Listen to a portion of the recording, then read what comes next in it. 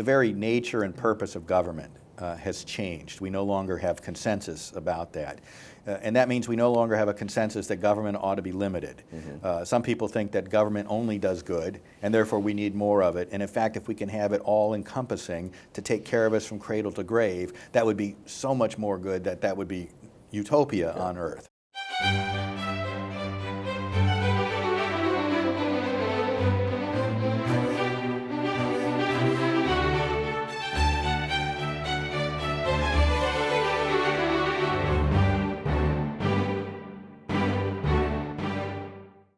Leftism is feelings-based, much more than reason-based.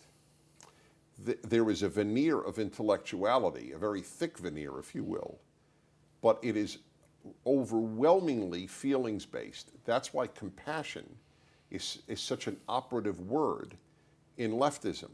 We feel for the poor, we feel for the downtrodden, we feel for the underdog. I'll give you an example. Why are the Palestinians preferred to the Israelis on the left? Everything that the left proclaims is upheld far more in Israel. Separation of judiciary, freedom of the press, gay pride days, women's rights. None of that exists amongst Israel's enemies. None of it. So why do they prefer the Palestinians? It's emotional. They're the underdog. Not because they're right, they're the underdog, the downtrodden.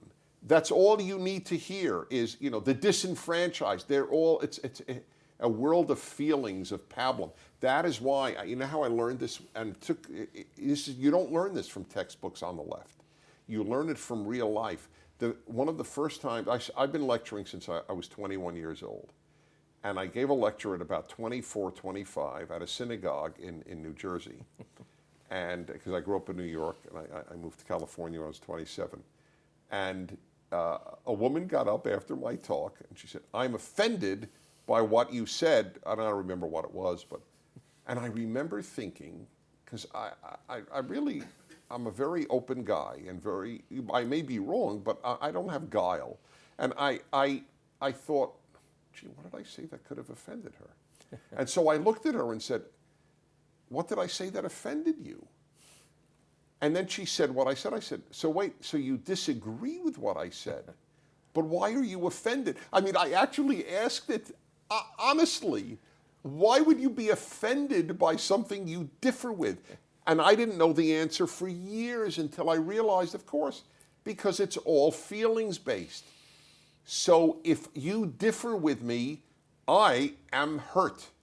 Is liberal compassion more about superiority than it is about fellow feeling? It's tricky. There's an undeniable element of noblesse oblige there, of this sort of Lady Bountiful social work kind of attending to the suffering of those who do not or cannot help themselves.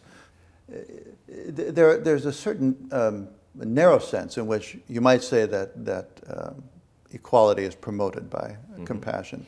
That would be, and I think liberal rhetoric emphasizes this a great deal, to get people to understand a certain equality of susceptibility. So what does that mean? Well, to garner support for the liberal agenda by saying to people who are not poor, are not sick, are not homeless, you're much closer to this than you realize. For example, this could be you. Yes. But there, but for the grace of God. Yes, yeah. That's right. This is, I mean, that's sort of the entire thesis of the excruciatingly long book, John Rawls' The Theory of Justice, in one sentence. There but for fortune go I.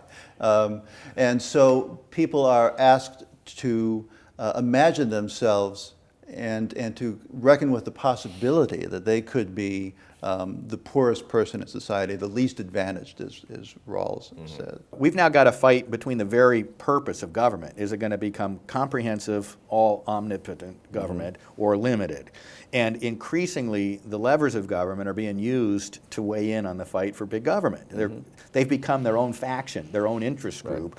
And we see the IRS scandal, I think, most clearly in that light, that they are protecting the prerogatives of government to treat all the rest of us as subjects, not as, in fact, their sovereign authority.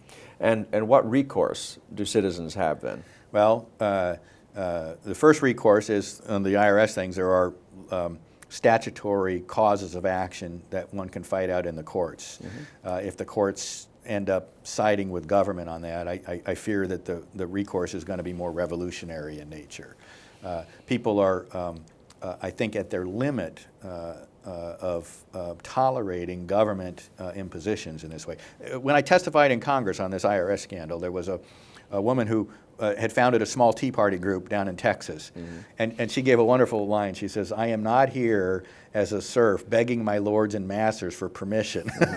You have lost your understanding of your proper role in our constitutional system." And I think that says it really well. Let's pursue the fate of modern liberalism in two acts, so to speak. The first is the New Republic. What do you think of what has happened to the New Republic? Its longtime editors and many of its writers have resigned in protest against its new Silicon Valley publisher, Chris Hughes. Does this tell us something about the modern day liberalism? Has it lost faith in progress? No. I would not draw world historical implications from a magazine that never made money, bought by a young rich guy who thinks in different terms and wrecks it.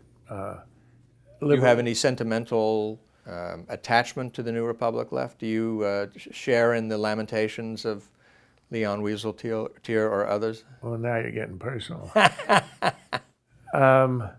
I admired it in the 1980s when I was there. It was a fantastic magazine. As you remember, great contention. It was in the arena. We argued in the pages. Fred Barnes was there. Fred Barnes and Mickey Kaus and Amity Shlaes was an intern there for a year. No, he was great. I remember writing the editorial supporting the Contras, and in the same issue, I was attacked by Michael Kinsley, who was against the Contras. So that's the kind of place it was. So I have nostalgia for a great magazine that is open to debate. The larger issue of liberalism, it's totally exhausted, but it has made so many gains, philosophically exhausted. No ideas, as Pat Moynihan wrote, I think, in 1979. But it has made so many gains on the ground in the expansion of the entitlement state that in some ways it has succeeded in real life where it is sort of intellectually bankrupt, which is not a good place to be. Where does it go after Obama, modern liberalism? Back to sanity. No, that's a joke. Here's the cliche is that American politics is a fight between the 40-yard lines, which is a center-right party, center-left party, unlike what Europe is, goal line to goal line. Obama tried to push the ball into the red zone, no pun intended. And that's not going to happen again because he has wrecked the party. Look, it's the lowest ebb in the House, in the state houses, in the governorships since the 20s. He's had personal success, but the party's been wrecked. It doesn't have a bench. It only has a single presidential candidate. There's nobody around. So I think the party will tack back. And if you saw a Clinton restoration, it would be the 90s again, I think. I mean, hard to tell with her because who knows what she thinks or believes. But I think that's where the party goes.